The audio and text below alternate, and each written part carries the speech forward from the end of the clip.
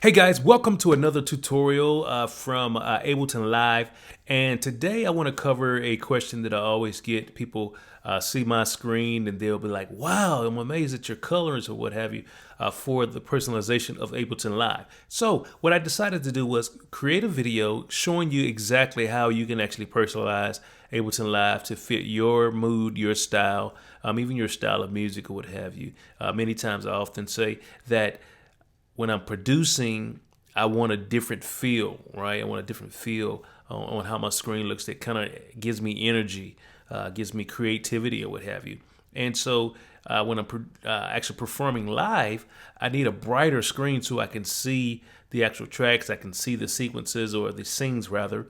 And then that way, I won't have to worry about missing cues and things of that nature. I'll be able to see everything on the timeline, whether I'm in session view or arrangement view or what have you. Okay, so first, what you have to do is you'll come to live, you go to preferences, and I'm on a Mac currently. You go to preferences, and you'll come down here and you'll see the first section is look and feel.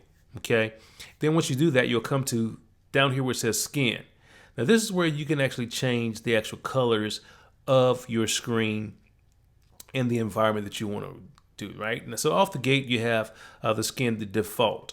But here you have a brightness. So literally just come in here and just dragging down can drastically change the look and feel of your actual unit already, right? The software already for your template. And so you can do that. Of course, you can change the color of it just by changing the actual intensity of your colorings.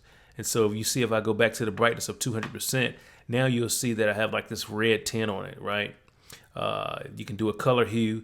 So you literally can come in here and create any color that you want to create for your actual setup, right? For your screen setup for Ableton Live.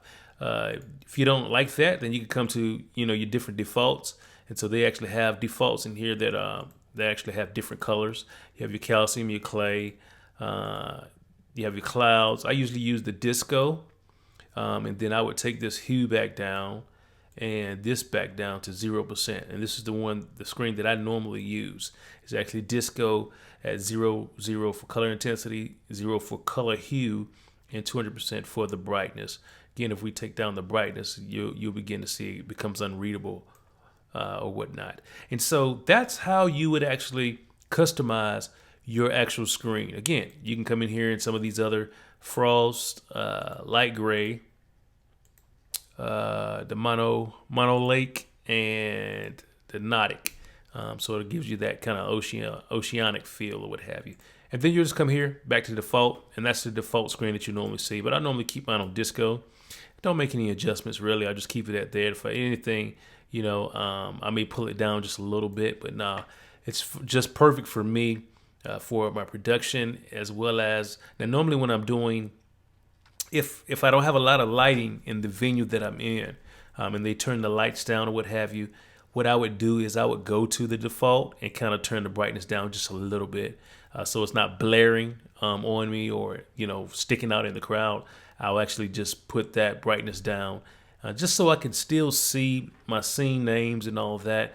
Usually what I do is I actually will key command these and actually map them to buttons either on my actual APC Mini, where I can actually change the scenes on, or on my laptop. So my laptop with APC Mini automatically syncs with Ableton Live. But on your laptop, you can actually use buttons. Any button on your laptop, you can kind of set to be a parameter to change your different scenes or what have you.